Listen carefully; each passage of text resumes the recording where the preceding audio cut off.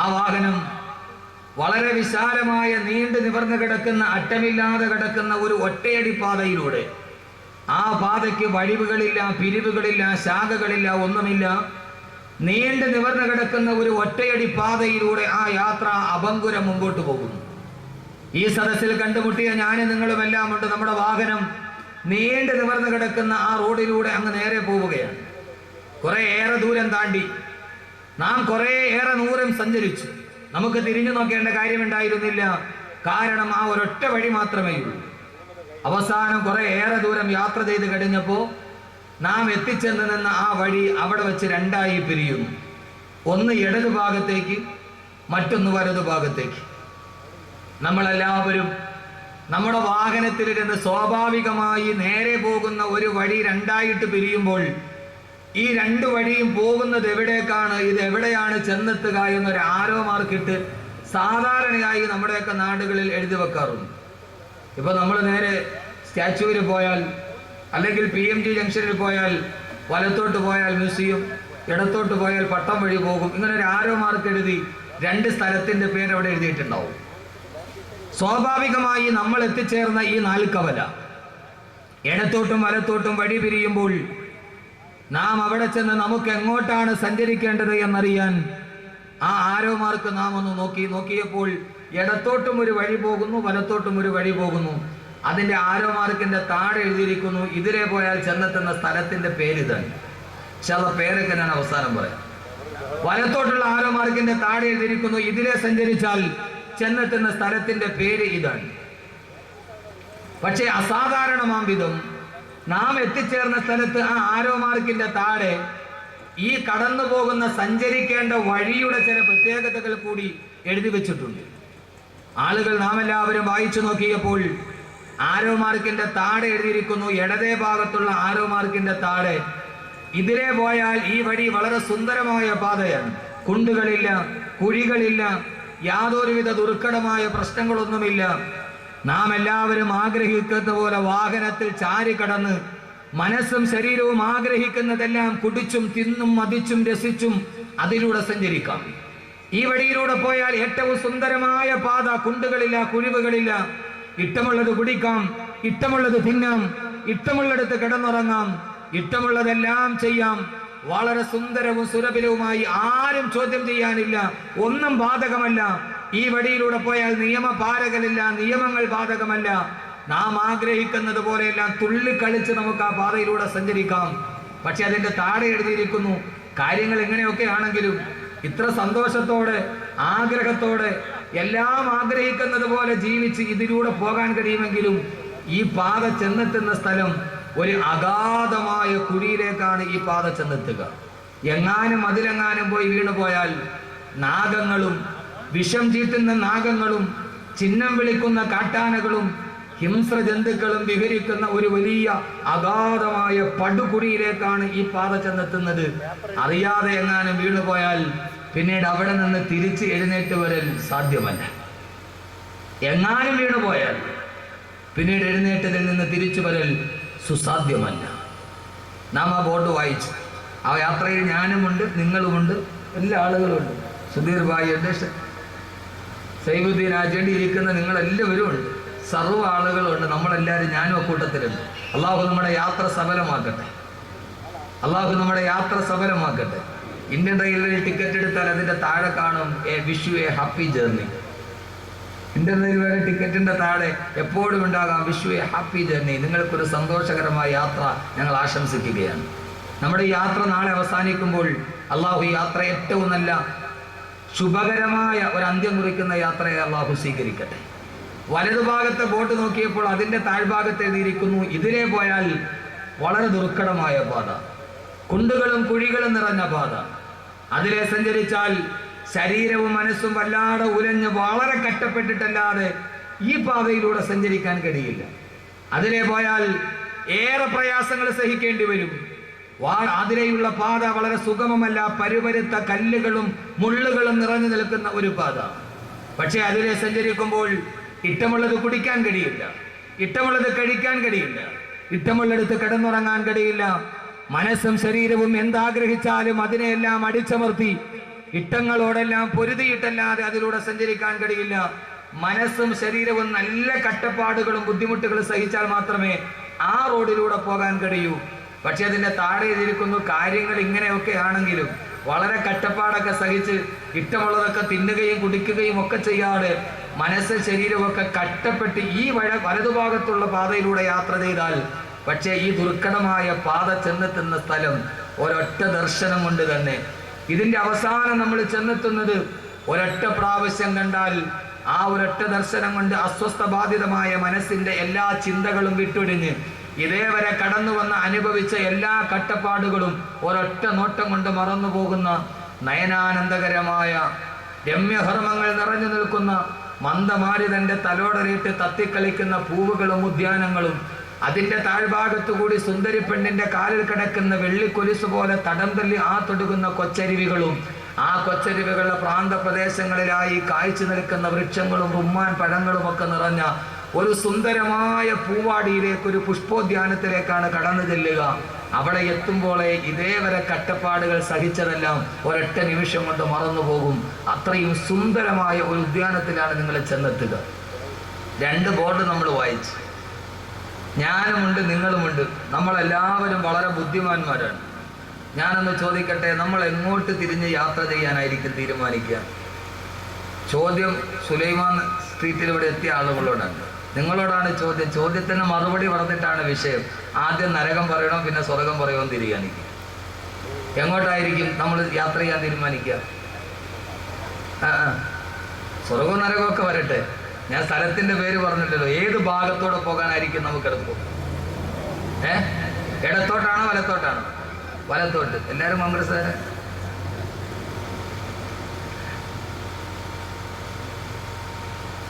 വളരെ ആലോചിച്ചിട്ട് വേണം പറയാൻ. വലത്തോട്ടാണെന്ന് പെട്ടെന്ന് പറയാം, പക്ഷെ അതിലെ സഞ്ചരിച്ചാൽ വളരെ ദുർഘടമായ പാത. ഇഷ്ടമുള്ളത് കുടിക്കാൻ കഴിയില്ല, ഇഷ്ടമുള്ളത് കഴിക്കാൻ കഴിയില്ല, ഇഷ്ടമുള്ളിടത്ത് കിടന്നുറങ്ങാൻ കഴിയില്ല.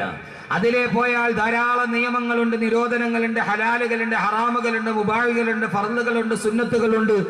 ഏറെ കഷ്ടപ്പാടുകൾ സഹിച്ചാലല്ലാതെ അതിലെ നടന്നു പോകാൻ കഴിയില്ല. അതുകൊണ്ട് ആലോചിച്ചിട്ടേ പറയാവൂ. അങ്ങനെ തന്നെയാണല്ലോ സഹോദരിമാരും അങ്ങനെ തന്നെ. പക്ഷെ അതിലെ പോയാൽ പർദ്ദയിടണം, തലമറയ്ക്കണം, പ്രഷർ സർക്കസ് കാണാൻ പറ്റൂല, കാർണിവലിന് പോകാൻ പറ്റൂല. ഇങ്ങനെ ധാരാളം പ്രശ്നങ്ങളുണ്ട്. ശരി, അള്ളാഹു നമ്മുടെ യാത്ര വലത്തേക്ക് തന്നെ ആക്കട്ടെ. സഹോദരങ്ങളെ, ഇടത്തോട്ടുള്ള ആരോ മാർക്കിന്റെ താഴെ എഴുതിയിരിക്കുന്നു, ഇതിലെ സഞ്ചരിച്ചാൽ എത്തുന്ന സ്ഥലത്തിന്റെ പേരാണ് നരകം. വലതുഭാഗത്തോട്ടുള്ള ആരോ മാർക്കിന്റെ താഴെ എഴുതിയിരിക്കുന്നു, ഇതിലെ സഞ്ചരിച്ചാൽ എത്തുന്ന സ്ഥലത്തിന്റെ പേരാണ് സ്വർഗം. അല്ലാഹു സുബ്ഹാനഹു വ തആല നമ്മുടെ യാത്ര അല്ലാഹു സ്വർഗത്തിൽ സമാപിപ്പിക്കട്ടെ. ആദ്യമായി വള്ളക്കടവിൽ ഞാൻ പ്രഭാഷണം നടത്തുമ്പോൾ നമ്മളൊരു യാത്രയിൽ പങ്കാളികളാവുകയാണ്. സ്വാഭാവികമായിട്ട് യാത്ര ചെയ്യുമ്പോഴാണല്ലോ ഒരാൾ നന്നായിട്ട് മനസ്സിലാക്കാൻ പറ്റുക എന്ന് ഉമർ റളിയല്ലാഹു അൻഹു പറഞ്ഞിട്ടുണ്ട്. ഒരാളെ ഏറ്റവും നന്നായിട്ട് മനസ്സിലാക്കുന്നത് യാത്ര ചെയ്യുമ്പോഴാണ്. അവൻ പിശുക്കനാണോ അതല്ല നല്ലവനാണോ എന്ന് മനസ്സിലാകുക യാത്ര ചെയ്യുമ്പോഴാണ്. അതുകൊണ്ട് ഈ വള്ളക്കടവിൽ ആദ്യമായി ഞാൻ കാലുകുത്തുമ്പോൾ നമുക്കൊരു യാത്രയിലേക്ക് പോകാം. ആ യാത്ര അവസാനിക്കുമ്പോൾ അള്ളാഹു ഒരു നല്ല യാത്രയായി അള്ളാഹു സ്വീകരിക്കട്ടെ. ആദ്യം നമുക്ക് ഇടത്തോട്ടൊന്ന് പോയി നോക്കാം. പോയിട്ട് അവിടെ കൊള്ളത്തില്ലെങ്കിൽ, അതല്ല നമുക്കത് കഴിയുന്നില്ലെങ്കിൽ പയ്യെ നമ്മുടെ വാഹനം തിരിച്ചുവിടാൻ നമുക്ക് വലത്തോട്ട് പോകാം. ഇന്ന് നമുക്ക് പയ്യെ ഒന്ന് ഇടത്തോട്ട് പോയി നോക്കാം. ഒന്ന് എത്തി നോക്കണമല്ലോ, എന്നാലല്ലേ അറിയാവൂ. നമ്മൾ സാധാരണ നല്ല സാഹസികരാണ്. ഒന്ന് പോയി നോക്കാം. അത് നമുക്ക് കഴിയില്ല എങ്കിൽ, അനുഭവിക്കാൻ കഴിയില്ലെങ്കിൽ, അത് താങ്ങാൻ കഴിയില്ലെങ്കിൽ ഇൻഷാ അല്ലാഹ് നമുക്ക് വലത്തോട്ട് തിരിച്ചു വരാം നാളെ. ഇന്ന് നമ്മൾ ഇടത്തോട്ടാണ് പോകുന്നത്. അല്ലാഹു നമ്മളെ സ്വീകരിക്കണം. പോരെ ഞാൻ സാധാരണയായി എന്റെ പ്രിയപ്പെട്ട സഹോദരങ്ങളെ ഒരു നാടൻ സംഭാഷണം പോലെ ഞാൻ എന്റെ വിഷയത്തിന് ആമുഖമായി പറഞ്ഞ ഈ വാക്ക് സാധാരണയായി ഒരാൾ പറയുന്ന ഒരു നാടൻ ഭാഷ പോലെ നിങ്ങളുടെ മുമ്പിൽ പറഞ്ഞ ഇത്രയും നേരം നാം ഒരു ജീവിതത്തിന്റെ സാങ്കല്പികമായ യാത്രയുടെ കഥാകഥനങ്ങൾ പറഞ്ഞ് ഇടത്തോട്ടും വലത്തോട്ടുള്ള പാത പറഞ്ഞ ഈ നാടൻ ചിന്താശകലം യഥാർത്ഥത്തിൽ ഇതൊരു നാടൻ വാക്കുകളല്ല. എന്റെ പ്രഭാഷണത്തിന്റെ തുടക്കത്തിൽ ഞാൻ പറഞ്ഞ ഈ വാക്ക് ഏതെങ്കിലും ഒരു നാടൻ വാക്കുകളല്ല. ഇതാരാണെന്നറിയുമോ?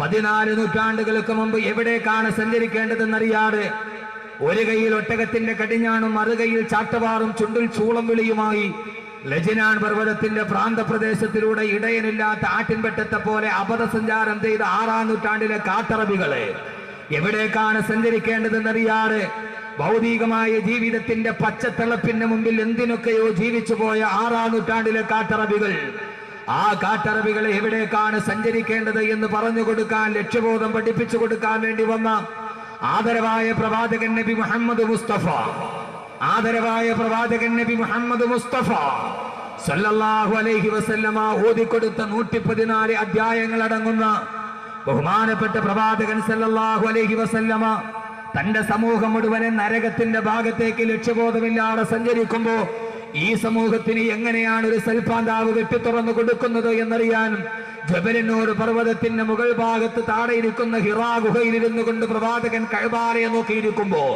അള്ളാന്റെ റസൂല് ധ്യാന നിമഗ്നനായിരിക്കുന്ന ഹിറാ ഗുഹയിലിരുന്നാൽ ഹിറാ ഗുഹയുടെ പ്രത്യേകത, ഇപ്പോഴും ഹിറയിലിരുന്നിട്ട് മുമ്പോട്ട് നോക്കിയാൽ നേരെ കഅബാലയം കാണാം. കഅബാലയത്തിന്റെ മത്താഫിന്റെ മുകളിലൂടെ എന്താണ് ചെയ്യേണ്ടതെന്നറിയാതെ, എവിടേക്ക് പോകണമെന്നറിയാതെ ആട്ടിൻപറ്റത്തെ പോലെ നടന്നുപോയ തന്റെ ജനതയെ നോക്കി ദുഃഖനിമഗ്നനായിരിക്കുന്ന പ്രവാചകന്റെ മുമ്പിലേക്ക് ഈ സമൂഹത്തെ മുഴുവനും സ്വർഗത്തിന്റെ രാജപാതയിലോട്ട് കടത്തിക്കൊണ്ടുപോകാൻ അള്ളാഹു അവതരിപ്പിച്ച അള്ളാഹുവിന്റെ വിശുദ്ധമായ ഖുർആനിലെ 6666 പരം വരുന്ന സൂക്തങ്ങളിൽ 114 അധ്യായങ്ങളിൽപ്പെട്ട ഒരേ ഒരു അധ്യായമായ സൂറത്ത് ദുഹർ, ആ സൂറത്ത് ദഹറിലെ 2 ആയത്തുകളുടെ അർത്ഥമാണ് ഇതേവരെ നിങ്ങളോട് ഞാൻ പറഞ്ഞത്. ഈ പറഞ്ഞതും ഈ യാത്രയും ഈ ബോട്ടും ഈ ആരോ മാർക്കുമെന്നും എന്റെ വാക്കുകളല്ല, അതൊരു നാടൻ ഭാഷയല്ല, അതെന്റെ ഏതെങ്കിലും ഒരു സരസമായ ഭാവനയല്ല. ഇത്രയും നേരെ 20 മിനിറ്റോളം നിങ്ങളോട് ഞാൻ പറഞ്ഞത് അള്ളാഹുവിന്റെ വിശുദ്ധമായ ഖുർആൻ ഇതേപോലെ എവിടേക്ക് സഞ്ചരിക്കേണ്ടതെന്നറിയാതെ നരകത്തിന്റെ പാത തെരഞ്ഞെടുത്ത ഒരു സമൂഹത്തിനോട് സ്വർഗത്തിന്റെ രാജപാത വെട്ടിത്തെളിച്ചു കൊടുത്ത ഖുർആൻ പറഞ്ഞ സൂറത്ത് ദഹറിലെ 2 ആയത്തുകളുടെ അർത്ഥമാണ് ഞാൻ പറഞ്ഞത്. അള്ളാഹുവിന്റെ വിശുദ്ധമായ ഖുർആൻ പറയുന്നു, സൂറത്ത് ദഹർ ഓതി നോക്കുക. ഇന്നാ ഖലഖനൽ ഇൻസാന മിൻ നുത്ഫത്തിൻ അംശാദിൻ നബ്തലി ഫജഅൽനാഹു സമീഅൻ ബസീറാ ഇന്നാ ഹദൈനാഹു സബീല ഇമ്മാ ശാകിറൻ വ ഇമ്മാ കഫൂറാ. അള്ളാഹുവിന്റെ വിശുദ്ധമായ ഖുർആൻ പറയുന്നു സൂറത്ത് ദഹർ, ഇന്നാ ഖലഖനൽ ഇൻസാന മിൻ നുത്ഫത്തിൻ അംശാദിൻ നബ്തലി. ഏ മനുഷ്യ, നിന്നെ ഞാൻ സൃഷ്ടിച്ചത് ആര് കണ്ടാലും അറപ്പുളവാക്കുന്ന, കെട്ടിപ്പിടിച്ചാൽ എട്ടിപ്പിടിക്കുന്ന ഒരു രേതസ്കണത്തിൽ നിന്നാണ് നിന്നെ ഞാൻ സൃഷ്ടിച്ചെടുത്തത്. അള്ളാന്റെ ഖുർആൻ പറയുന്നു, മനുഷ്യ നിനക്കൊരു ഭൂതകാലമില്ലയോ? ഏത് ഭൂതകാലമെന്നറിയുമോ? അള്ളാഹു നിന്നെ ഒരു രേതസ്കണത്തിൽ നിന്ന് പടച്ചെടുത്ത ശൂന്യതയുടെ കാലം അള്ളാഹു നമ്മളെ ഭൂലോകത്തേക്ക് പടയ്ക്കുകയാണ്.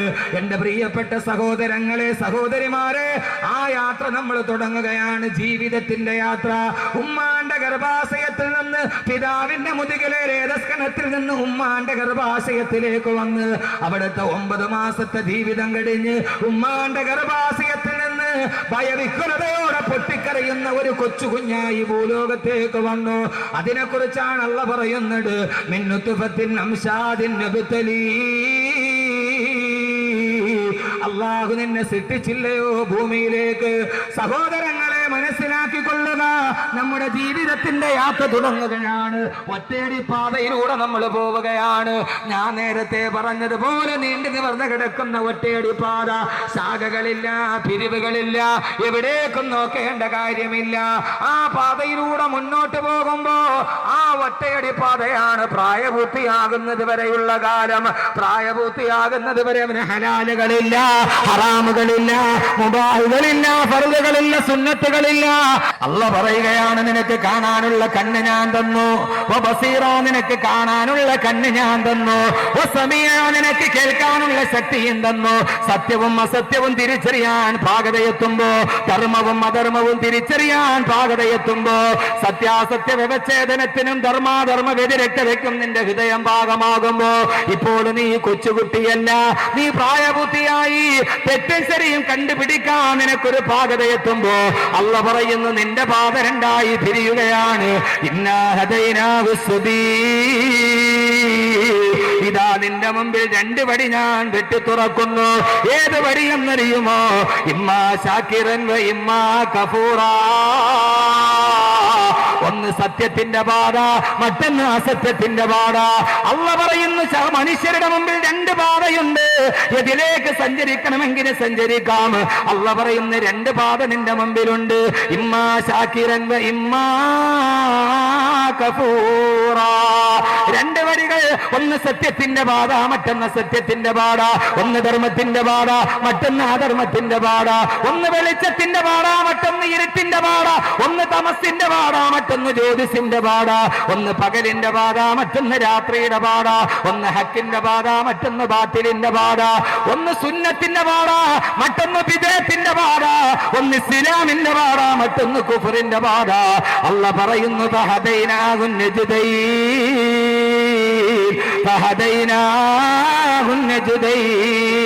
നിന്റെ മുമ്പിൽ രണ്ട് പാതയും കിടക്കുമ്പോ എന്റെ ശബ്ദം കേൾക്കാനെത്തിയവര് എവിടേക്ക് സഞ്ചരിക്കണമെന്ന് തീരുമാനിക്കേണ്ടവന് ബുദ്ധിയുള്ള മനുഷ്യനാണ്. എവിടേക്കും പോകാം, ഇടത്തോട്ട് സഞ്ചരിച്ചാൽ പാത സുഗമമാണ്. ഇഷ്ടമുള്ളത് കുടിക്കാം, ഇഷ്ടമുള്ളത് കിടക്കാം, ഇഷ്ടമുള്ളിടത്ത് കിടന്നിറങ്ങാം. പക്ഷേ ചെല്ലുന്നത് എവിടെയാ? കുൽനാറു ജഹന്നമ അശദ്ദു ഹർറാ. കത്തുകാളുന്നൊരു വലിയ തീക്കുണ്ടത്തിലേക്കാണ് നീ പോവുക. അവിടെ കിടന്നിട്ട് ചിറക് കരിഞ്ഞു പോയ ഈ അമ്പാട്ടയെ പോലെ നീ കത്തിക്കരിഞ്ഞ് നിലവിളിക്കേണ്ടി വരുമെന്ന് അല്ലാഹുവിന്റെ വിശുദ്ധ ഖുർആൻ. അല്ലാഹു നമ്മുടെ മുമ്പിൽ രണ്ട് പാത സുവ്യക്തമാണ്. ഇന്ന് ലോകത്ത് മനുഷ്യർ സഞ്ചരിക്കുന്നത് ഈ രണ്ട് പാതയിലൂടെയാണ്. ഇഷ്ടമുള്ളിടത്തൂടെ സഞ്ചരിക്കാം, അള്ളാഹ് അനുവാദം നൽകിയിട്ടുണ്ട്. പക്ഷേ നീ ഇടത്തോട്ട് പോയി എന്ന് വിചാരിച്ച് അപ്പ തലയിൽ വലിയ പേമാരി പെയ്ത് അപ്പ ചത്ത് ഭൂമിയിൽ വീഴത്തൊന്നുമില്ല. നീ ഇടത്തെ പാത തിരഞ്ഞ് നരകത്തിന്റെ പാതയിലൂടെ പോയി എന്ന് വിചാരിച്ചത് കൊണ്ട് ആ സമയത്ത് തന്നെ ചത്തൊടുങ്ങി ഭൂമിയിൽ വീടില്ല. അള്ളാഹ് അങ്ങനെയൊന്നും കൈകാര്യം ചെയ്യില്ല. വലതു ഭാഗമാണോ നേരെ നടക്കുക, അള്ളാഹുവിന്റെ സ്വർഗത്തിലെത്താം. വലതു ഭാഗമാണോ നേരെ നടക്കുക, അള്ളാഹുവിന്റെ സ്വർഗത്തിലെത്താം. അള്ളാഹു തൗഫീക്ക് നൽകട്ടെ, അള്ളാഹു തൗഫീക്ക് നൽകട്ടെ. എവിടെ എത്തണം? സ്വർഗത്തിലെത്തണോ? സ്വർഗം. അള്ളാഹു നമ്മുടെ ഏറ്റവും അവസാനത്തെ വാക്കതാണല്ലോ. യഥാർത്ഥത്തിൽ ഒരു വിശ്വാസിയുടെ ഏറ്റവും അവസാനത്തെ വാക്കേതാണ്. എല്ലാം സഹിക്കുമ്പോഴും എല്ലാം കേൾക്കുമ്പോഴും നമ്മുടെ മനസ്സിലൊരു വിശ്വാസമുണ്ട്, അള്ളാഹു നമ്മളെ കൈവിടില്ല, അവൻ നാളെ സ്വർഗം തരാതിരിക്കില്ല. ആ ഒരു വിശ്വാസമാണല്ലോ ഈ ഭൂമിയിൽ ജീവിക്കാൻ നമ്മെ പ്രേരിപ്പിക്കുന്നത്. അല്ലെങ്കിൽ എന്ത് ജീവിതം? അല്ലെങ്കിൽ ഈ ഭൂമിയിലെ ജീവിതത്തിന് എന്താകെ തുകയാണുള്ളത്? ഒരു തുകയുമില്ല. ഈ ഭൂമിയിലെ ക്ഷണികമായ ജീവിതത്തിന് ക്ഷണികപ്രഭാചഞ്ചലം ഈ ജീവിതത്തിന്റെ ഈ ക്ഷണികമായ യാത്രയിൽ ഏറ്റവും അവസാനത്തെ വാക്ക് അള്ളാഹ് സ്വർഗം നൽകുമെന്ന വാക്കാണ്. അല്ലെങ്കിൽ ഈ ഭൂമിയിൽ ആർക്കും ഒരു മനുഷ്യനും ജീവിക്കാൻ കഴിയില്ല. അള്ളാഹു നമ്മളെ ഇതേപോലെ അള്ളാഹുവിന്റെ സ്വർഗത്തിൽ അള്ളാഹു എത്തിച്ചു ചേർക്കട്ടെ. പക്ഷേ ഇടതുഭാഗത്തോട് ഇൻഷാ അല്ലാഹ് സ്വർഗത്തിലേക്കുള്ള യാത്ര നാളെയാണ്. ഇന്ന് തൽക്കാലം നമ്മൾ ഇടത്തോട്ടൊന്ന് പോയി എത്തി നോക്കുകയാണ്. പക്ഷെ എത്തി നോക്കാൻ കഴിയുമോ? നരകം. എന്താ നരകം? നരകം എത്ര ഭയാനകരം എന്നൊരു കാസറ്റ് കേൾക്കാത്തവർ ഇനി ഇവിടെ ആരും ഉണ്ടാവില്ല, എല്ലാവരും കേട്ടതാണ്. അപ്പോൾ നരകത്തെക്കുറിച്ച് ഞാൻ കൂടുതൽ വിശദീകരിക്കുന്നില്ല. എന്താ നരകം? ആ നരകത്തിൽ പോയി നമുക്കൊന്ന് എത്തി നോക്കാം, അല്ലേ? എത്തി നോക്കാൻ പറ്റുമോ? ആദരവായ പ്രവാചകൻ നബി മുഹമ്മദ് മുസ്തഫ അള്ളാഹുവിന്റെ പ്രവാചകന് പോലും കഴിഞ്ഞില്ല നരകത്തിലേക്കൊന്ന് എത്തി നോക്കിയിട്ട് നിൽക്കാൻ.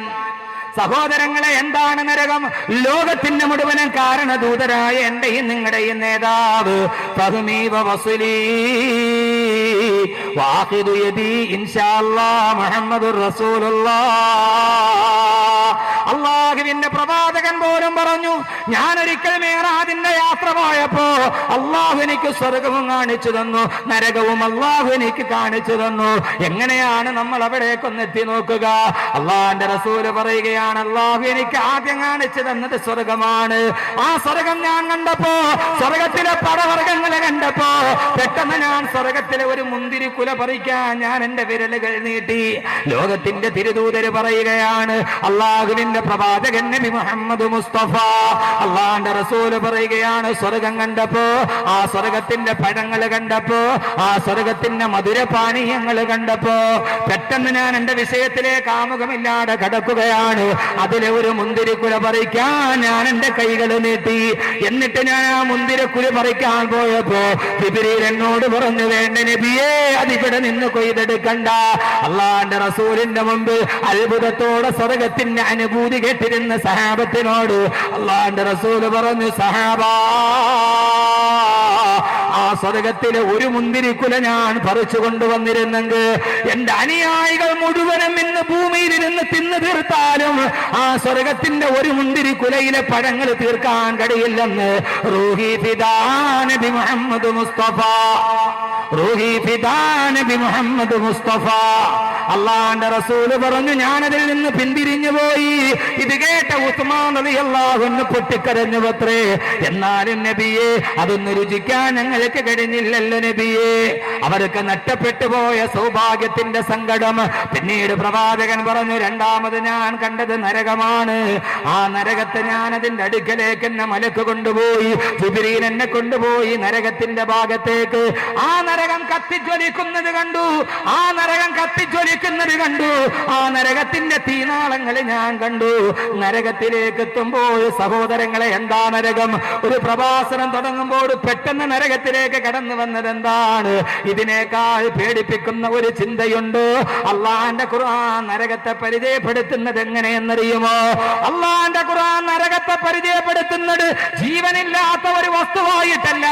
അങ്ങനെ നിങ്ങൾ ആരും കരുതി പോകരുത്. ആകാശമണ്ഡലത്തിന്റെ എവിടെയോ അള്ളാഹു നമ്മളെ വലിച്ചെറിയാനുള്ള വെറും കത്തിക്കപ്പെട്ട ഒരു അഗ്നികുണ്ഡമല്ല. ആ നരകത്തെ അള്ളാന്റെ റസൂല് പരിചയപ്പെടുത്തി തന്നത് ഒരു ജീവനുള്ള വസ്തുവിനെ പോലെയാണ്. അലമുറയിടയുകയും കരയുകയും അട്ടഹസിക്കുകയും ചെയ്യുന്ന എന്റെ ശബ്ദങ്ങൾ കാണത്തിയ പ്രിയപ്പെട്ട സഹോദര, സമയത്തിന്റെ പരിമിതി കൊണ്ടാണ് പെട്ടെന്ന് വിഷയത്തിലോട്ട് കടന്നത്. ഇല്ലെങ്കിൽ ഇനിയും ഇത് വീണ്ടും നീട്ടേണ്ടി വരും. അള്ളാഹുവിന്റെ പ്രവാചകൻ പരിചയപ്പെടുത്തിയത് നരകം എന്തെന്നറിയോ? ആ നരകം കരയാൻ കഴിയുന്ന, അട്ടഹസിക്കാൻ കഴിയുന്ന, പൊട്ടിക്കരയുന്ന മനുഷ്യനെ പോലെ പൊട്ടിക്കരയുന്ന ഒന്നാണ് നരകമെന്ന് ആദരവായ പ്രവാചകൻ നബി മുഹമ്മദ് മുസ്തഫ. ഇത് കേൾക്കുമ്പോൾ അത്ഭുതം തോന്നിയേക്കാം. ഇതാര് പറഞ്ഞതെന്നറിയുമോ? അള്ളാന്റെ ഖുർആൻ തന്നെ പറഞ്ഞതാ. അള്ളാഹുവിന്റെ ഖുർആൻ നരകത്തെ കുറിച്ച് പറയുമ്പോ അള്ളാന്റെ ഖുർആൻ പറഞ്ഞു, ഇദാ റഅതഹും മിൻ മകാനിൻ ബഈദിൻ സമീഉ ലഹാ തഗയ്യുദൻ വസഫീറാ. അള്ളാഹുവിന്റെ ഖുർആൻ പറഞ്ഞ നരകത്തിന്റെ ഒരൊറ്റ വാക്ക് പറഞ്ഞിട്ട് ഞാൻ പോവുകയാ, ഒരൊറ്റ വാക്ക് പറഞ്ഞിട്ട് ഞാൻ പോവുകയാ. അള്ളാഹുവിന്റെ ഖുർആൻ പറയുന്നു, ഇദാ റഅതഹും മിൻ മകാനിൻ ബഈദ്. അള്ളാഹുവിന്റെ ഖുർആൻ തന്നെ പറയട്ടെ, നരകം ജീവിതത്തിൽ അവകാശപ്പെട്ടവർ അള്ളാഹു നമ്മളെ കാത്തുരക്ഷിക്കട്ടെ. ആ നരകത്തെ അവർ അങ്ങകര വിദൂരത്ത് നിന്ന് കാണുമ്പോ, നരകത്തിന്റെ തൊട്ടടുത്ത് ചെല്ലുമ്പോഴല്ല, നരകത്തിന്റെ സാമീപ്യത്തിലെത്തുമ്പോഴല്ല, ഇതാ അങ്ങകലെ നിന്നേ നരകത്തെ അവര് കാണുമ്പോ, നരകം നോക്കുമ്പോൾ തന്നിലേക്ക് വരാനുള്ള മനുഷ്യര് നടന്ന് നടന്ന് മഹിശറയിലൂടെ വരുന്നത് കാണുമ്പോ ആ സമയത്ത് നരകം എന്ത് ചെയ്യുമെന്നറിയുമോ? ഇദാ റഅതഹും മിൻ മകാനിൻ ബഈദിൻ സമീഉ ലഹാ തഗയ്യുദൻ വസഫീറാ. ആ നരകം കടന്ന് നിലവിളിക്കാൻ തുടങ്ങും, നരകം അട്ടഹസിക്കാൻ തുടങ്ങും. എടാ ഇവിടേക്ക് വാടാ, ഇവിടേക്ക് വാടാ, ഇവിടേക്ക് വാടാ എന്ന് പറഞ്ഞ് അട്ടഹസിക്കുന്ന ജീവനുള്ള ഒരു സിട്ടിപ്പായിട്ടാണ് അല്ലാഹു നരകത്തെ പരിചയപ്പെടുത്തുന്നത്. ആ നരകത്തിന്റെ 70 മൈലുകൾ അപ്പുറം നിൽക്കുമ്പോ നരകവാസികൾ നരകത്തിന്റെ അട്ടഹാസം കേൾക്കുമെന്ന് ആദരവായ പ്രവാചകൻ നബി മുഹമ്മദ് മുസ്തഫ. സഹോദരങ്ങളെ, എങ്ങനെയാ നരകത്തെ കുറിച്ച് പറയുകയാ? എങ്ങനെയാ നരകത്തെ കുറിച്ച് ഓർക്കുക? അള്ളാന്റെ റസൂല് പറഞ്ഞ്, രാവിലെയും വൈകുന്നേരവും, ഓരോ ദിവസവും രാവിലെയും വൈകുന്നേരവും നരകം കടന്ന് അട്ടഹസിക്കും. എനിക്ക് വേണ്ടി വിധിക്കപ്പെട്ടവരെവിടെ? എന്നിലേക്ക് വരാനുള്ളവരെവിടെ? എന്നിലേക്ക് വരാനുള്ളവരെവിടെ? നരകമെന്ന് പറഞ്ഞാൽ സംസാരിക്കുന്ന ഒരു ജീവിയെ പോലെ. ഞാൻ പറഞ്ഞതല്ല, ഖുർആനല്ലേ പറഞ്ഞത്. യൗമ നഖൂലു ലിജഹന്നമ ഹലിം തലഅത് വതഖൂലു ഹൽ മിൻ മസീദ്. യൗമ നഖൂലു ജഹന്നമോ, നാളെ പരലോകത്ത് നരകാവാസികളെ നരകത്തിലോട്ട് വലിച്ചെറിയുമ്പോ അള്ളാഹു നരകത്തോട് ചോദിക്കും, അല്ല നരകത്തോട് ചോദിക്കും, ഏതൊരു തമ്പുരാനാണോ നരകത്തെ പടച്ചത് ആ തമ്പുരാൻ നരകത്തോട് ചോദിക്കും, ഓ നരകമേ ഹലിം തലഅതി, നിന്റെ വയറ് നിറഞ്ഞോ നരകമേ, നിന്റെ വള്ള നിറഞ്ഞോ നരകമേ. ആ സമയത്ത് നരകം മറുപടി പറയും, അല്ലാഹുവേ ഹൽ മിൻ മസീദ്, നിറഞ്ഞില്ല അല്ലാഹുവേ, ഇനിയും ഉണ്ടെങ്കിൽ എന്റെ പള്ളയിലോട്ട് കോരിയിട്ടോ. ഒരിക്കലും നിറയാത്ത പള്ള നരകത്തിന്റെ പള്ളയാണെന്ന് അല്ലാഹുവിന്റെ വിശുദ്ധ ഖുർആൻ. രാവിലെയും വൈകുന്നേരം നരകമട്ടഹസിക്കുമ്പോ എന്റെ സഹോദരങ്ങളെ, നാളെ പരലോകത്ത് ഇതേ ആളുകൾ ചെല്ലുമ്പോ 70 മൈൽ അകലെ നിന്നുകൊണ്ട് നരകമട്ടഹസിക്കുമ്പോ ഇവിടേക്ക് വാടാ ഇവിടേക്ക് വാടാ എന്ന് പറയുമ്പോ ഈ നരകത്തിന്റെ അട്ടഹാസം കേൾക്കാത്ത യുവാക്കളെ, എങ്ങനെയാണ് കള്ളു കുടിക്കാൻ കഴിയുന്നത്, എങ്ങനെയാണ് വ്യഭിചരിക്കാൻ കഴിയുന്നത്, എങ്ങനെയാണ് വട്ടിപ്പലിശ മേടിക്കാൻ കഴിയുന്നത്? ഈ ഭൂലോകത്തിന് മുകളിൽ ഒരു ശപിക്കപ്പെട്ട ജന്മമായി മാറുന്നത്. നിന്നെ ഓർത്തിട്ട് നരകം വിളിക്കുകയാണ്. നീ ആ വിളി നിന്റെ കാതിൽ കേൾക്കുന്നില്ലെങ്കിൽ അത് കേൾക്കുന്ന ഒരു ദിവസം വരും. അള്ളാഹ് പറയുകയാണ്, അവൻ അതിന്റെ നരകത്തിന്റെ വിളി ഒരു നരകാവകാശിയുടെ ചെവിയിൽ കേൾക്കുമ്പോ അവൻ കിടന്ന് വിളിക്കാൻ തുടങ്ങും, അല്ലാഹുവേ അല്ലാഹുവേ അല്ലാഹുവേ, ഞാൻ ഈ അട്ടഹാസം ദുനിയാവിൽ വെച്ചെന്ന് കേട്ടിരുന്നെങ്കിൽ എന്ന് പറഞ്ഞു കണ്ടവൻ നരകത്തിൽ കിടന്ന് നിലവിളിക്കും, അല്ലാഹുവേ ഞാനിത് ഈ ഭൂമിയിൽ ജീവിക്കുമ്പോൾ അറിഞ്ഞിരുന്നെങ്കിൽ, വള്ളക്കടവിൽ ജീവിച്ചിരിക്കുമ്പോ ഈ നരകത്തിന്റെ വിളി ഒരു പ്രാവശ്യം എന്റെ കാതിലൊന്ന് കേട്ടിരുന്നെങ്കിൽ. അങ്ങനെ നരകത്തിൽ കിടന്നവൻ വിളിക്കുമ്പോ അള്ളാന്റെ മലക്കുകൾ പറയും, എടാ ഒരു പ്രാവശ്യം നിലവിളിച്ചാൽ പോരാ, ഇവിടെ കിടന്ന് ഒരു പ്രാവശ്യം നിലവിളിച്ചാൽ പോരാ. ലാ തദുൽ യൗമ സുബൂറൻ വാഹിദാ വദഉ സുബൂറൻ കസീറാ, ഇന്നൊറ്റ ദിവസം നിലവിളിച്ചാ പോരാ, 1000 വട്ടം നിലവിളിച്ചാലും നരകം നിന്നെ വിടില്ലെന്നുള്ളാഹുവിന്റെ വിശുദ്ധ ഖുർആൻ. ഇത്ര ഭീകരമാണ് നരകം. അതുകൊണ്ടാണ് റസൂലുള്ള പറഞ്ഞത്, ആ നരകത്തിന്റെ അടുക്കിലേക്ക് ഞാൻ പോയി, ഇന്നന്നാറ അതിനൈത്തുമിന്നീ, ആ നരകത്തിന്റെ തീച്ചൂടുകൾ എന്റെ മുഖത്തെ കാഞ്ഞടിച്ചപ്പോ ഇമാം ബുഖാരി റഹിമഹുല്ലാഹ് ഉദ്ധരിക്കുന്ന ഹദീസാണിത്. എന്റെ പ്രിയപ്പെട്ട സഹോദരങ്ങളെ, അല്ലാഹുവിന്റെ റസൂൽ പറയുകയാണ്, ഈ ലോകം സൃഷ്ടിക്കാൻ കാരണഭൂതരായ ലോകത്തിന്റെ ഏറ്റവും വലിയ സൗഭാഗ്യമേ, അല്ല കഴിഞ്ഞാൽ ഇസ്ലാമിക സമൂഹത്തിന്റെ ആരംഭമേ അവലംബമേ, ഞാൻ നരകത്തിന്റെ മുമ്പിൽ ചെന്നപ്പോ ആ നരകത്തിന്റെ ഭീകരത ഞാൻ കണ്ടു. അതിന്റെ ചൂട് എന്റെ മുഖത്തോട്ടത് അടിക്കാൻ തുടങ്ങി. അല്ലാഹുവിന്റെ റസൂലിനെ കണ്ടപ്പോൾ നരകത്തിന്റെ പുക വന്നപ്പോ അതെന്റെ മുഖത്ത് തട്ടാതെ ഞാൻ എന്റെ മുഖത്ത് നിന്ന് നരകത്തിന്റെ പുകയെ കൈകൊണ്ട് മെല്ലെ മെല്ലെ ആട്ടി ഓടിച്ചെന്ന് റൂഹി ഫിദാ നബി മുഹമ്മദ് മുസ്തഫ. എന്താ നരകം? അള്ളാന്റെ റസൂലിന്റെ മുഖത്തിന്റെ ഭാഗത്തേക്ക് നരകത്തിന്റെ പുക വന്നപ്പോ ഞാൻ അതിനെ ആട്ടി ഓടിച്ചു സഹാബ. എനിക്ക് തന്നെ അതിന്റെ പുക സഹിക്കാൻ കഴിയുന്നില്ല. അപ്പൊ തീ എന്തായിരിക്കും? ഇയാളെന്താ തുടക്കത്തിലെ നരകം പറഞ്ഞിട്ട് പേടിപ്പെടുത്തണം എന്നല്ല, ഈ രണ്ടല്ലാതെ ജീവിതത്തിൽ ഇനി മാറാനൊന്നുമില്ല. ഈ നാട്ടിൽ അതേ പറയാവൂ, ഏത് നാട്ടിലും. കാരണം വഴിതെറ്റി നടക്കുന്ന ഒരു ജനതയെ സംബന്ധിച്ചോളം ആ ജനതയുടെ മുന്നിൽ മാറ്റത്തിന്റെ ഒരു തിരി കൊളുത്തണമെങ്കിൽ നരകത്തെക്കുറിച്ചുള്ള പേടിക്കും സ്വർഗത്തെക്കുറിച്ചുള്ള ആശയ്ക്കുമേ കഴിയും. അല്ലാതെ ഈ ഭൂമിയിലെ എന്ത് ലാഭം പറഞ്ഞിട്ടാണ് അവരെ വിളിക്കുക? നിങ്ങളൊന്ന് ആലോചിച്ച് നോക്കി. കള്ളു കുടിച്ച് മദ്യപിച്ച് മതോന്മത്തനായി കിടക്കുന്ന ഒരുത്തനോട് നീ ഇനി കള്ളു കുടിക്കരുത് എന്ന് പറയാൻ അവനോട് ഭൂമിയിലെ ഏത് ലാഭമാ പറയുക? നീ ഇനി മുതൽ കള്ളു കുടിക്കാതിരുന്നാൽ ജമാഅത്തിന്റെ വകയായിട്ട് നിനക്ക് ഒരു ദിവസം 100 വെച്ച് തരാന്ന് പറയാൻ പറ്റുമോ? കഴിയില്ല.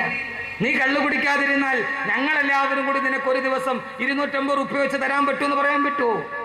ഏതൊരു അധർമ്മത്തിൽ നടക്കുന്ന മനുഷ്യനോടും അവനെ അധർമ്മത്തിൽ നിന്ന് പിന്തിരിപ്പിക്കാൻ പറയാൻ അവനോട് കഴിയുന്നത്, നീ മദ്യപാനിയായാൽ നാളെ നരകത്തിലെ ശിക്ഷ, നീ മദ്യപാനം ഉപേക്ഷിച്ചാൽ നാളെ നിന്റെ സ്വർഗത്തിലെ രക്ഷ. ഇത് രണ്ടും പറഞ്ഞിട്ടല്ലാതെ ലോകത്തൊരു മനുഷ്യനെയും മാറ്റാൻ കഴിയില്ല. അത് കേട്ടപ്പോഴും അതറിഞ്ഞപ്പോഴുമാണ് മനുഷ്യൻ മാറിയത്. ആ നരകത്തിൽ പോകുന്നതിന് 31 കാര്യങ്ങൾ ഒരു മനുഷ്യനെ നരകത്തിലെത്തിക്കുമെന്ന് നബി മുഹമ്മദ് മുസ്തഫ. നമുക്ക് കഴിയുന്നത് പോലെ പറയാം സമയത്തിന്റെ പരിമിതിക്കുള്ളിൽ. അള്ളാഹു എല്ലാ കാര്യങ്ങളും മാറ്റി അള്ളാഹിന്റെ സ്വർഗത്തിന്റെ അവകാശിയാകാൻ അള്ളാഹു തൗഫീക്ക് നൽകി അനുഗ്രഹിക്കട്ടെ. അള്ളാഹു തൗഫീക്ക് നൽകി അനുഗ്രഹിക്കുമാറാകട്ടെ. എൻ്റെ പ്രിയപ്പെട്ട സഹോദരങ്ങളെ, ഈ നരകം ഭയാനകരമാണ്. യദ്ഊന വൈലൻ യദ്ഊന സുബൂറ. ഓരോ ദിവസം രാവിലെയും വൈകുന്നേരവും നരകത്തിൽ നിലവിളിച്ചോണ്ടേയിരിക്കും, അട്ടഹസിക്കും. എവിടെ എന്നിലേക്ക് വരാനുള്ളവരെവിടെ? ഇവിടെയുള്ള ഒത്തിരി പേരത് കേൾക്കും. ഓരോ നാട്ടിലും നരകത്തിലോട്ട് പോകാൻ അവകാശികളായ എത്രയെത്രയോ ആളുകൾ. ഈ ജീവിതം ഒരു യാത്രയാണ്. നമ്മുടെ ജീവിതയാത്ര തുടങ്ങുകയാണ്. ഈ യാത്ര അവസാനിക്കുന്നത് ഒരു മണ്ണിൻ്റെ അടിയിലാണ്. അവിടെ നിന്ന് പിന്നെ പരലോകത്തിലേക്കും സ്വർഗത്തിലേക്കും നരകത്തിലേക്കും. അതുകൊണ്ട് നമ്മുടെ ഈ സബലം, ഈ യാത്ര നമുക്ക് തുടങ്ങാം ഇവിടെ വെച്ച്. ജീവിതമേ ഒരു യാത്രയാണ്. ജീവിതം ഒരു വല്ലാത്ത യാത്രയാണ്. ജീവിതമേ ഒരു യാത്ര. ഇങ്ങനെ ഓരോ കാലടി മുമ്പോട്ട് പോകുമ്പോഴും ആയുസ് പുറകോട്ട് പോവുകയാണ്. ഒരു കാലെടുത്ത് മുമ്പോട്ട് വെക്കുമ്പോൾ ജീവിതത്തിൽ 2 യാത്രയാണ് നടക്കുന്നത്. ഒരു കാല് മുമ്പോട്ട് വെക്കുമ്പോൾ പരലോകത്തേക്കുള്ള യാത്ര കൂടുന്നു, അതേപോലെ ആയുസ്സിലേക്കുള്ള യാത്ര കുറയുകയും ചെയ്യും. ഒരു കാലെടുത്ത് മുമ്പോട്ട് വെച്ചാൽ അത്രയും സമയം ആയുസ്സിൽ നിന്ന് കുറഞ്ഞെന്നാണ്. ഈ ജീവിതമേ ഒരു യാത്രയാണ്, വല്ലാത്ത യാത്ര. ഗർഭാശയം വീട്ടതു മുതൽ സഫറാണേ, അടുത്തുള്ള ക്യാമ്പും സോദര കബറാണേ. ഗർഭാശയം വീട്ടതു മുതൽ സഫറാണേ, അടുത്തുള്ള ക്യാമ്പും സോദര കബറാണേ. തഴവാ ഉസ്താദ്, എന്താ ഈ മനുഷ്യൻ? ആരായി മനുഷ്യനെന്നറിയോ? ഇങ്ങനെയൊക്കെ ജീവിക്കണം. മരിച്ചാൽ പൊതിയാനുള്ള കഫൻ തുണിയും ചുരുട്ടി തലയിൽ വെച്ചിട്ട് കിടന്നുറങ്ങിയ മനുഷ്യൻ എവിടെ? മക്കയിലല്ല, മദീനയിലല്ല, കൊല്ലം ജില്ലയിൽ. മക്കയിലെയും മദീനയിലെയും സഹാബത്തിന്റെ കഥയല്ല. ഈ അടുത്ത കാലത്ത് മരണപ്പെട്ടു പോയ കൊല്ലം ജില്ലയിലെ കരുനാഗപ്പള്ളി തടവയിൽ ജീവിച്ചിരുന്ന മഹാനായൊരു മനുഷ്യൻ, അദ്ദേഹത്തിന്റെ വാക്കാണിത്. ഞാൻ പൂന്തറ വാള് പറഞ്ഞപ്പോൾ ഒരാൾ പറഞ്ഞു, പൂന്തറ വാള് പറഞ്ഞ എഴുതി വാള് കഴിഞ്ഞിട്ട് പിന്നെ ഒരു കാൽക്കുലേഷൻ ഉണ്ടല്ലോ, എങ്ങനെയുണ്ട്, കൊള്ളാവോ ഇല്ലയോ എന്നുള്ളൊരു ചെറിയ ഒരു പോസ്റ്റ്മോർട്ടം നടത്തും. അപ്പോൾ ഒരാൾ പറഞ്ഞു, കണ്ട ഇത്രയും ആള് കൂടിയുണ്ട് അങ്ങേരെ പ്രസംഗം കേൾക്കാൻ. അപ്പോൾ അടുത്ത ആള് പറഞ്ഞു, അയാൾക്ക് സഹിക്കില്ലേ, സത്യം കണ്ടാൽ സഹിക്കില്ലല്ലോ. കൊള്ളാം, പ്രസംഗമൊക്കെ നല്ല പ്രസംഗം, പക്ഷെ ഇടയ്ക്കിടയ്ക്ക് പാട്ട് പാടുന്നതിന് അത് വേണ്ട. ഈ വിവരമില്ലാത്തൊരിത് എന്താണ് തിരിച്ചറിയാൻ കഴിയേണ്ടത്? ഈ അറബി ബൈത്ത് പാടുമല്ലോ. അറബി ഭാഷയെന്ന് കേൾക്കുന്നതേ അവർക്കൊരു വല്ലാത്ത ബുദ്ധിമുട്ടാണ്. എൻ്റെ സഹോദരങ്ങളെ, ലോകത്ത് ഇത് മുഴുവനും ഉണ്ടായത് ഈ അറബി ഭാഷയിൽ നിന്നാണ്. ആദരവായ പ്രവാചകൻ നബി മുഹമ്മദ് മുസ്തഫ, ആദരവായ പ്രവാചകൻ നബി മുഹമ്മദ് മുസ്തഫ, അള്ളാഹുവിന്റെ പ്രവാചകന്റെ അടുക്കലുണ്ടായിരുന്നു മക്കയിലൊരു വലിയ പ്രധാനപ്പെട്ട കവി. തഴവാ ഉസ്താദിന്റെ ബൈത്ത് പറഞ്ഞിട്ട് അതിലൂടെ ഞാൻ മറ്റൊന്ന് പറയുകയാണ്. ഒരു വല്ലാത്ത കവി. മക്ക മുഴുവനും കവിത പാടി നടന്ന കാലം, സാഹിത്യ സാമ്രാട്ടുകൾ നടന്ന കാലം. ആ കാലഘട്ടത്തിലെ കവിയായിരുന്നു ലബീദ്. ആ ലബീദിനെ കുറിച്ചാണ് അല്ലാഹുവിന്റെ റസൂൽ പറഞ്ഞത്, അസ്ദഖു കലിമത്തിന് കാലക ശായിറു കലിമത്തു ലബീദ്. ലോകത്ത് എത്രയോ കവികൾ പാട്ട് പാടിയിട്ടുണ്ട്, എത്രയാളുകളെ കവിത പാടിയിട്ടുണ്ട്. പാടിയ കവിതയിൽ ഏറ്റവും നല്ല കവിത റസൂലുള്ള പറഞ്ഞതാണ്. ഇമാം ബുഖാരി ഉദ്ധരിക്കുന്ന ഹദീസാണ്. പാടിയ കവിതകളിൽ ഏറ്റവും നല്ല അറബി കവിത ഏതെന്നറിയോ? അത് ലബീദ് പാടിയ കവിതയാണ്. ലബീദ് പാടിയ കവിത ഏതെന്നറിയോ? അലാ കുല്ലു ശൈഇൻ മാ ഖലല്ലാഹു ബാതിലു വകുല്ലു നഈമിൻ ലാ മഹാലത സായിലു. അലാ, നിങ്ങൾ അറിയണം, കുല്ലു ശൈഇൻ മാ ഖലല്ലാഹു ബാതിലു, അല്ലാഹുവല്ലാതെ ലോകത്തുള്ളതെല്ലാം നശിച്ചു പോകുന്നതാണ്. എല്ലാം നശിച്ചു പോകും, അല്ലാഹു മാത്രം നശിക്കുന്നതല്ല. വകുല്ലു നഈമിൻ, എല്ലാ സൗഭാഗ്യങ്ങളും നീണ്ടു പോകുന്നതാണ്. എല്ലാ സൗഭാഗ്യങ്ങളും നീങ്ങി പോകുന്ന സൗഭാഗ്യമാ ഈ ദുനിയാവിലെ ഏത് സൗഭാഗ്യവും നീങ്ങി പോകുന്ന സൗഭാഗ്യമാണ്. സഹോദരങ്ങളെ, നിലനിൽക്കുന്നത് അല്ലാഹുവിലുള്ള വിശ്വാസം മാത്രമാണ്. ഇത് കേട്ട റസൂലുള്ള പറഞ്ഞു, ലബീദേ, നീ പറഞ്ഞതാണ് ശരി. അല്ലാഹുവിന്റെ റസൂൽ പോലും ശരി വെച്ച് പറഞ്ഞു പോയ വല്ലാത്ത കവിത. എല്ലാം നഷ്ടപ്പെട്ടു പോകുന്ന ലോകം എന്തിനാണ് സഹോദരങ്ങളെ ഈ ഭൂമിക്ക് വേണ്ടി കെട്ടിപ്പിടിച്ചിട്ടൊരു ജീവിതം? ഈ ജീവിതം ഒരു യാത്രയാണ്. ആ യാത്രയുടെ നടുവിൽ നഷ്ടപ്പെടുന്നത് ഓരോരുത്തരാണ്. ഉപ്പ നഷ്ടപ്പെട്ടു പോയി, ഉമ്മ നഷ്ടപ്പെട്ടു പോയി, ഭാര്യ നഷ്ടപ്പെട്ടു പോയി. ഈ ജീവിതത്തിൽ ജീവിതത്തിന്റെ യാത്രയിൽ വേറിട്ടൊരു യാത്രയ്ക്ക് തയ്യാറാവണം. എന്റെ ഈ വിഷയത്തിലോട്ട് ഞാൻ കടക്കട്ടെ, ഒരാമുഖത്തിലോട്ട് കടക്കട്ടെ. നമ്മളൊരു യാത്ര തുടങ്ങി. ഈ യാത്രയിൽ ഒരു വേറിട്ടൊരു യാത്ര. ഏകാന്ത പതികനായി നടക്കണം, ഒറ്റയാനായിട്ട് നടക്കണം. ഈ ജീവിതയാത്രയിൽ മാറി നടക്കാൻ കഴിയുന്നൊരു നല്ല മനുഷ്യനെ സൃഷ്ടിക്കാൻ കഴിയണം. എല്ലാവരും നടക്കട്ടെ. അവര് ബാറുകളിൽ ഇരിക്കട്ടെ, അവര് വൈകുന്നേരങ്ങളിൽ ചവിട്ടുവീണ്ട് ചീട്ടുകളങ്ങളിൽ ഇരിക്കട്ടെ. പൊന്നു ചെറുപ്പക്കാരാ, നിനക്കൊരു യാത്രയുണ്ട്, വേറിട്ടൊരു യാത്രയുണ്ടാകണം. എല്ലാ സൗഭാഗ്യങ്ങളും നഷ്ടപ്പെട്ടു പോകുന്ന ലോകത്ത്, ആർക്കും ആരെയും വേണ്ടാത്ത ലോകത്ത്, ഭാര്യയ്ക്ക് ഭർത്താവിന് വേണ്ട, ഭർത്താവിന് ഭാര്യയ്ക്ക് വേണ്ട, എവിടെയാണോ ലാഭമുള്ളത് ആ ലാഭത്തിന് മാത്രം കൊതിച്ചിട്ട് ജീവിക്കുമ്പോ, ഇന്നലെ രാവിലെ നിങ്ങൾ പത്രം കണ്ടോ? സ്വന്തം ഭർത്താവ് വൃക്ക വിറ്റിട്ട് വെച്ച 4 ലക്ഷം രൂപ ബാങ്കിന്റെ ഡിപ്പോസിറ്റിലിട്ടു. ആ പൈസയും എടുത്തിട്ടാണ് പ്രിയപ്പെട്ട ഭാര്യ വേറൊരുത്തന്റെ കൂടെ പോകാൻ പോയത്. ആ ഭർത്താവ് അധ്വാനിച്ചതല്ല. ഇതെന്തോ ഒരു ലോകമാണ്. സൈഫുദ്ദീൻ ഹാജി പറഞ്ഞതുപോലെ, കേൾക്കാൻ ആഗ്രഹിക്കുന്നതല്ല കേൾക്കുന്നത്. സ്വന്തം ഭർത്താവിന്റെ സ്വന്തം കരുത്തിന് താലി കെട്ടിയവന്റെ വൃക്ക വിറ്റ 4 ലക്ഷം രൂപ ബാങ്കിലിട്ടു.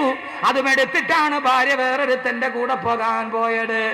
ഭർത്താവ് നോക്കുമ്പോൾ ആകെയുള്ള വൃക്കയും പോയി, താലി കെട്ടിയ പെണ്ണും പോകുന്നു. അവന്റെ മുമ്പിൽ ഒറ്റ വടിയേ ഉള്ളു, മൂർച്ചയുള്ള വാക്കത്തി തന്നെ ആയുധം. പാതിരാ സമയത്തുറങ്ങിക്കിടക്കുന്ന ഭാര്യയെയും.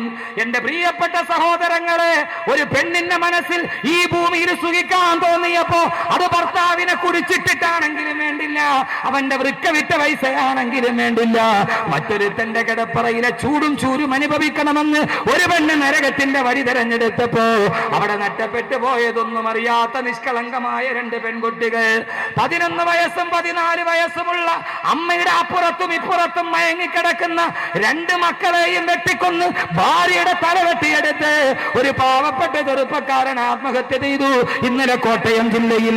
എന്തോ ഒരു ലോകമാണിത്. ആർക്കു വേണ്ടി ജീവിക്കുന്നു നാം? അലാ കുല്ലു ശൈഇൻ മാ ഖലല്ലാഹ ബാതിലു വകുല്ലു നഈമില്ലാ മഹാലത സായിലു. എല്ലാ സൗഭാഗ്യവും നീങ്ങിപ്പോകുന്ന സൗഭാഗ്യം. ഈ യാത്ര വല്ലാത്ത യാത്രയാണ്. ജീവിതത്തിന്റെ യാത്ര അതൊരു വല്ലാത്ത യാത്രയാണ്. ഈ യാത്രയിൽ എല്ലാം കെട്ടിപ്പിടിക്കുമ്പോ നഷ്ടപ്പെടുന്നത് ഭാര്യയും മക്കളുമാണ്. ഭാര്യയ്ക്ക് തോന്നി വൃക്ക വിറ്റ പൈസ 4 ലക്ഷം രൂപ ബാങ്കിൽ ഇട്ടു, അവളത് ഡിപ്പോസിറ്റ് പിൻവലിച്ചു, വേറൊരുത്തന്റെ കൂടെ പോകാൻ തീരുമാനിച്ചു. പക്ഷെ നഷ്ടപ്പെട്ടതോ 2 നിഷ്കളങ്കമായ ബാല്യങ്ങൾ. എന്റെ പ്രിയപ്പെട്ട സഹോദരങ്ങളെ, ആർക്കു വേണ്ടി? ആ പാവപ്പെട്ടവൻ തന്റെ ഭാര്യയ്ക്കും മക്കൾക്ക് നന്നായിട്ട് ജീവിക്കാൻ വേണ്ടിയാ അവന്റെ ഉള്ള വൃക്ക കളഞ്ഞു. പക്ഷെ നിങ്ങൾ ഒരു കാര്യം മനസ്സിലാക്കിക്കോളീൻ, ലോകത്തൊരു മനുഷ്യനെയും തൃപ്തിപ്പെടുത്താൻ നമ്മളെ കൊണ്ട് കഴിയോ? ലോകത്ത് എൻ്റെ പൊന്നു ചെറുപ്പക്കാരാ ഒന്ന് ചിന്തിക്കുകയും, എൻ്റെ പൊന്നു ചെറുപ്പക്കാർ അങ്ങനെ ചിന്തിക്കുകയും. അള്ളാഹു നല്ല മാറ്റം ഉണ്ടാകട്ടെ. ഇവിടെ ഒരു മാറ്റം ഉണ്ടാകണം. ഞാൻ പൂന്തറയിൽ കഴിഞ്ഞ വെള്ളിയാഴ്ച വകളൊക്കെ കഴിഞ്ഞ് ദുആ കഴിഞ്ഞിറങ്ങിയപ്പോൾ ഒരു നല്ല ചെറുപ്പക്കാരൻ, വെളുത്ത് തുടുത്തിരിക്കുന്ന ഒരു നല്ല ചെറുപ്പക്കാരൻ, കണ്ടറിയാം ഏറ്റവും നല്ല സമ്പന്നതയുള്ളൊരു കുടുംബത്തിലെയാണ്. എല്ലാവരും തുക്കി തിരക്കൊക്കെ കൂട്ടി മുസാവത്തൊക്കെ ചെയ്ത് പോകുമ്പോൾ ഞാൻ ശ്രദ്ധിച്ചു, ഇവൻ ആ സ്റ്റേജിൻ്റെ ഭാഗത്ത് ഇങ്ങനെ മൂലയിൽ മാറി നിന്നു കുറേ നേരം. എല്ലാവരും പോയി കഴിഞ്ഞ് ഞാൻ സ്റ്റേജിൽ നിന്ന് ഇറങ്ങി അപ്പുറത്തെ സൈഡിലോട്ട് വരുമ്പോൾ എൻ്റെ പുറകേ വന്നു. പൂന്തറ പുത്തമ്പള്ളിയുടെ ആ വലിയ ഗേറ്റിൻ്റെ അടുത്ത് എൻ്റെ കൈ പിടിച്ചു, ഉസ്താദേ എൻ്റെ വീട് കുമാരപുരത്താണ്, മെഡിക്കൽ കോളേജിൻ്റെ അടുത്ത്. ഞാൻ ഇതിലെ വെറുതെ പോയതാ ബൈക്കിൽ. അപ്പോൾ പ്രസംഗം കേട്ടിട്ട് നിന്നതാ. ഇനി ഞാൻ മദ്യപിക്കൂല ഉസ്താദ്, ഇനി ഞാൻ കള്ളു കുടിക്കൂല. അവൻ പറഞ്ഞു, ഞാൻ കള്ളുകുടിയനാണ്, പക്ഷെ ഇനി ഞാൻ കുടിക്കൂല ഉസ്താദെ. ഞാൻ പൂന്തറ പുത്തപ്പള്ളിയിൽ കയറി ഇശ നിസ്കരിച്ചിട്ടേ ഞാൻ പോകുന്നുള്ളൂ. ഇന്ന് മുതൽ ഇൻഷാ അല്ലാഹ് ഞാൻ നിസ്കാരം മുടക്കൂല. ഞാൻ അവനോട് നിന്റെ നമ്പർ ഇങ്ങതാ. ഞാൻ നമ്പർ വെച്ച് ഇന്നലെ മിനിങ്ങാന്ന് വ്യാഴാഴ്ച കഴിഞ്ഞിട്ട് ഞാൻ പിന്നെ പോയത് കാസർഗോഡാണ്. ഞാൻ ഒരാഴ്ച കാസർഗോഡായിരുന്നു. എല്ലാ ദിവസവും രാവിലെ ഞാൻ വിളിക്കും. എന്തിനാണെന്നറിയോ? രാവിലെ വിളിച്ചത് ഇവനൊരു ഭംഗി വാക്ക് പറഞ്ഞതാണോ? രാവിലെ ഏതായാലും വൈകുന്നേരം കുടിച്ചിട്ട് നന്നായിട്ട് കുടിച്ച് മത്തായിട്ട് കിടക്കണ ഒരാൾ രാവിലെ എഴുന്നേക്കാൻ ഇത്തിരി വൈകും ഇല്ലേ? അറിയില്ലേ? കഷ്ടമൊന്നും അറിഞ്ഞുകൂടാ. പാവങ്ങളിരിക്കുന്നുണ്ട്, അതൊക്കെ ഒന്നും അറിഞ്ഞുകൂടാ. അപ്പം രാവിലെ എഴുന്നേക്കാൻ ഇത്തിരി വൈകും. ഏതായാലും അവൻ ഫോൺ എടുക്കൂല എന്ന് എനിക്കറിയാം. അപ്പോൾ അതുകൊണ്ട് ഞാൻ രാവിലെ സുബഹി നിസ്കാരത്തിന് വേണ്ടി ഞാൻ എഴുന്നേറ്റപ്പോൾ, വെള്ളിയാഴ്ചയാണ് നടക്കുന്നത്, ശനിയാഴ്ച രാവിലെ ഏറനാട് എക്സ്പ്രസ്സിന് ഞാൻ ഇവിടുന്ന് 3:30 ഞാൻ കാസർഗോഡ് പോയി. അന്ന് വയൽ കഴിഞ്ഞ്